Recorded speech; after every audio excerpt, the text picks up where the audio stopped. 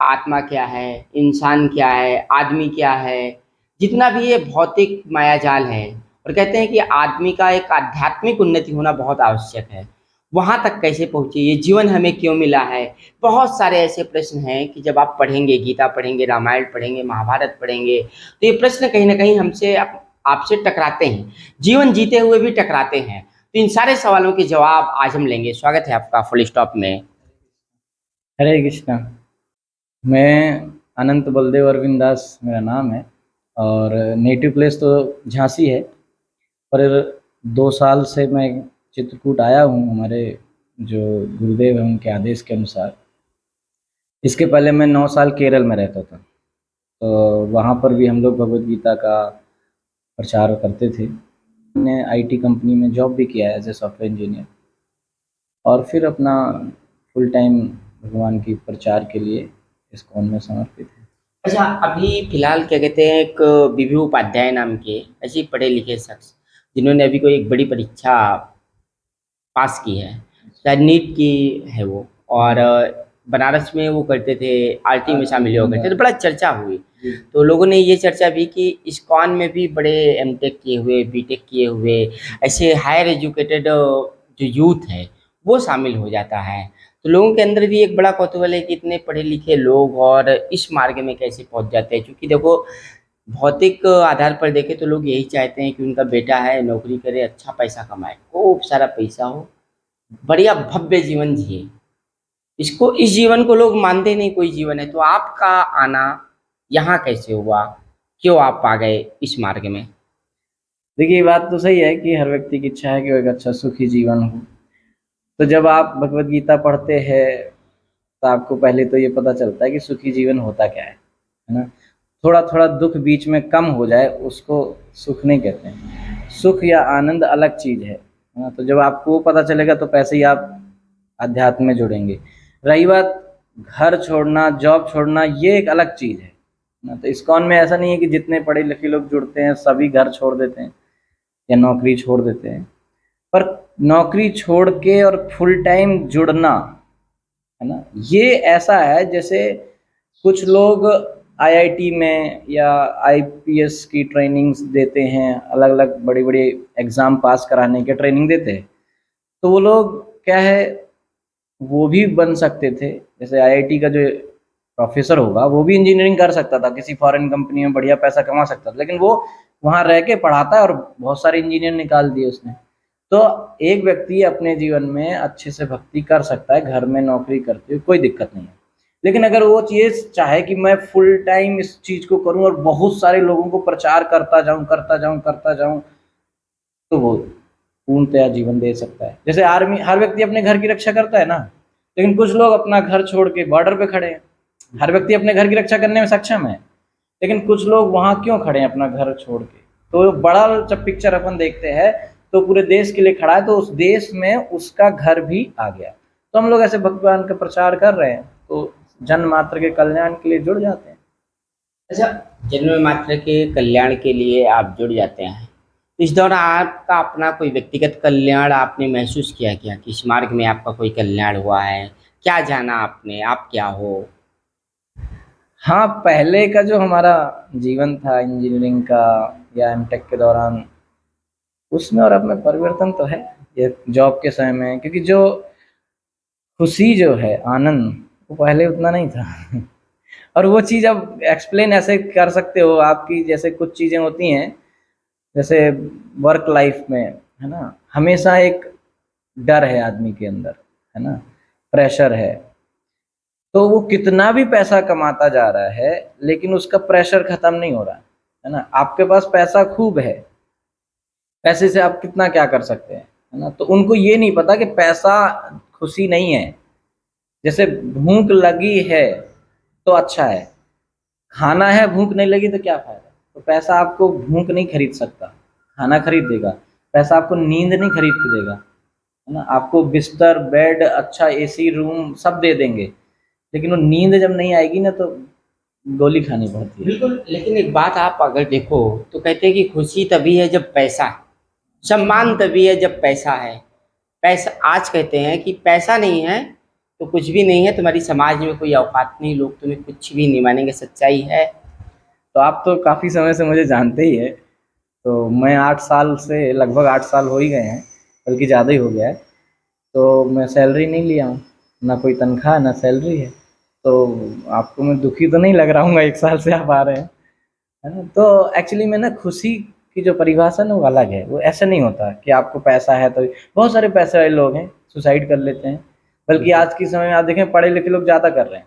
आपके पास तो सब रिकॉर्ड भी होते हैं, है ना? तो वो क्यों कर रहा है? क्योंकि वो एक लेवल के बाद जब उसने इतना पैसा, शोहरत, ये सब कमा लिया है, फिर भी उसको वो चीज़ नहीं मिली, है ना? क्योंकि वो गलत जगह ढूंढ रहा है। भगवान ने गीता में कहा है कि संसार दुखालय है, संसार में दुख ही है। बनाने वाला, संसार बनाने वाला खुद उसको एडवर्टाइज कर रहा है कि ये दुखालय, इसमें दुख मिलेगा। तो सुख कहाँ है? सुख फिर जब तक भगवान की साइड नहीं जाएंगे सुख नहीं मिल सकता। ये गीता गलत नहीं हो सकता है। तो आप अभी गलत शब्द का प्रयोग किए, तो गलत क्या है और सही क्या है, ये कैसे जानेंगे हम जीवन में? अब देखिए, जो भगवान बता रहे हैं वो सही है, और जो भगवान ने करने को मना किया है या जिससे भगवान को प्रसन्नता नहीं होती है वो सब गलत है। अच्छा, भगवान की सुनता कौन है, बड़ा सवाल है ना।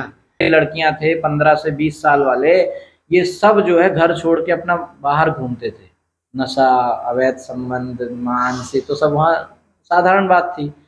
और उन्होंने एक और ट्रेंड निकाला था कि जो 30 साल से ऊपर है उसकी बात ही नहीं सुननी। तो माता पिता की बात, टीचर्स की बात, गवर्नमेंट किसी की बात नहीं सुनते थे। गवर्नमेंट भी वहाँ पे परेशान थी कि जिस देश का पूरा युवा वर्ग नशा में चला जाए तो देश का उद्धार कैसे होगा। तो गवर्नमेंट भी परेशान थी, गवर्नमेंट भी कुछ नहीं कर पा रही थी, जिस समय प्रभुपाद जी वहाँ पहुँचे हैं।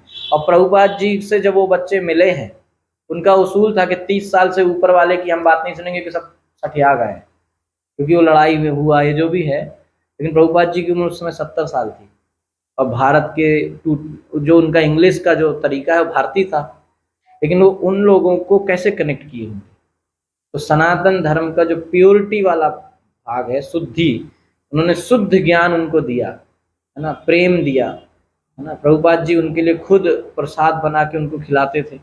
अच्छा, सनातन की बात आप करते हैं तो कई लोग एक बात भी कहते हैं कि हिंदुत्व क्या है और सनातन क्या है, दोनों अलग अलग है या दोनों एक ही है? अब एक दृष्टि से देखेंगे तो एक ही है, लेकिन हिंदू धर्म जैसे आजकल चल रहा है तो उसी को सनातन कह सकते हैं। लेकिन सनातन माने जैसे भगवान गीता में कहते हैं, सनातन शब्द का मतलब होता है जो हमेशा रहेगा, है ना। जैसे कोई धर्म विशेष है वो बदल भी जाता है, मान्यताएं बदल सकती हैं, लेकिन सनातन धर्म का मतलब होता है जैव धर्म, यानी कि जीव मात्र का जो धर्म है जो कभी नहीं बदलेगा। तो जैव मात्र का धर्म क्या है, जीव क्या है, भगवान गीता में बताया, ममे वामसो जीव लोके जीव भूत सनातना। जीव जो है मेरा सनातन अंश है। तो जो सनातन जो अंश है, तो अंश का जो धर्म बनता है वो बनता है कि पूर्ण का वो सेवा करे। तो सनातन धर्म का मतलब है कि आप कृष्ण या भगवान राम की सेवा में, उनसे सेवा के द्वारा उनसे जुड़े, डिवोशनल सर्विस के द्वारा आप कृष्ण से जुड़े, ये सनातन धर्म। अच्छा, ये कैसे आप लोगों को महसूस होता होगा कि आप कृष्ण की सेवा कर रहे हैं, आप राम की सेवा कर रहे हैं, तो मतलब आप सेवा कर रहे हैं और वो मान रहे हैं कि हाँ ये आदमी है और ये मेरी सेवा कर रहा है, आपको कैसे फील होगा कि आप भगवान की वास्तव में सेवा कर ही रहे हो? वो कैसे फील करते हो आप? फील तो होता है जब आप सेवा करते हैं, तो सेवा से जो रिटर्न में जो आनंद मिलता है ना। जैसे उदाहरण के लिए, क्योंकि ये कुछ चीज़ें हैं ये जो प्रैक्टिकल है, थ्योरी में तो उतना नहीं बता सकते, लेकिन प्रैक्टिकली आप जब इसको करते हैं, है ना। जैसे जब मैं जॉब में भी था तो हमको वहाँ पे हमारा एक ग्रुप था, हम 4-5 लड़के जो सॉफ्टवेयर इंजीनियर यहाँ रहते थे। तो हम लोगों का, अब हमें खुद ही नहीं समझ में आता था ऐसा क्यों है। हमको रहता था कि कब संडे आएगा हम जाएंगे मंदिर, और मंदिर में हमारा सेवा था कि जब संडे प्रोग्राम होता था तो 200-250-300 लोग आता था, तो वो प्रोग्राम होने के बाद उनको प्रसाद सर्व करना। तो हम लोग ये सोचते थे कि अगर लेट हो गए तो हम वो कर नहीं पाएंगे, जबकि वहाँ कोई वो नहीं मिल रहा है हमको। और फिर उसके बाद पूरा फ्लोर साफ करना, झाड़ू पोछा पूरा क्लीन करना, बर्तन वहाँ के जो हैं वो सब साफ करवा के फिर शाम को हम अपने रूम पे आते थे। तो ये कुछ तो आनंद रहा होगा, तब तो आदमी जा रहा है, और मैं ही अकेले नहीं था, कई लड़के आते थे।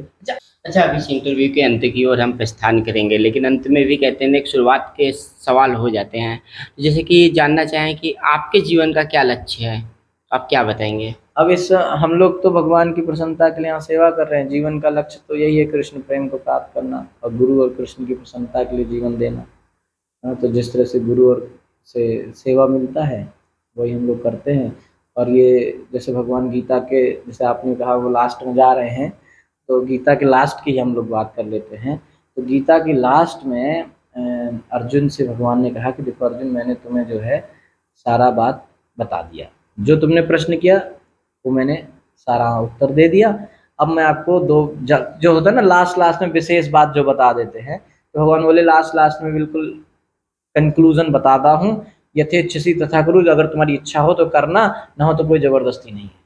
ठीक है, तो भगवान ने उसको कहा सर्वधर्मान परित्यज्य मामेकम शरणम व्रज, सब कुछ छोड़ के तुम केवल मेरी शरण में आ जाओ। मन मना भव मद भक्ता मद्याजी माम नमस्कुरु, मेरे भक्त बनो, मेरी पूजा करो, मुझे नमस्कार करो, मन मुझ में लगाओ। ठीक है, इतना कहने के बाद भगवान ने कहा अर्जुन अब जो हो गया। ठीक है, अब भगवान बोले कि ये जो ज्ञान है गीता का जो मैंने अभी तुमको दिया, जो इस ज्ञान का प्रचार करेगा उससे बढ़कर प्रिय भक्त ना मुझे कोई हुआ है और ना कोई होगा। तो हम लोग बस वही भगवान का प्रचार करते हैं। हमारे गुरुदेव ने यहाँ पे हमें सेवा दिया है कि आप चित्रकूट में भगवान के नाम का प्रचार करिए, इस्कॉन का प्रचार करिए। तो जब तक गुरुदेव का ये आदेश है तब तक हम कर रहे हैं। ये समझना बहुत ज़रूरी है कि ऐसे साक्षात्कार और विस्तार से जब अपने धर्म, अपने भगवान के बारे में जानेंगे शास्त्र और ग्रंथ के माध्यम से, तब आप राम और कृष्ण से कनेक्ट हो पाएंगे। तो बने रहिए हमारे साथ। फुल स्टॉप में फिर मिलेंगे किसी और शख्सियत के साथ।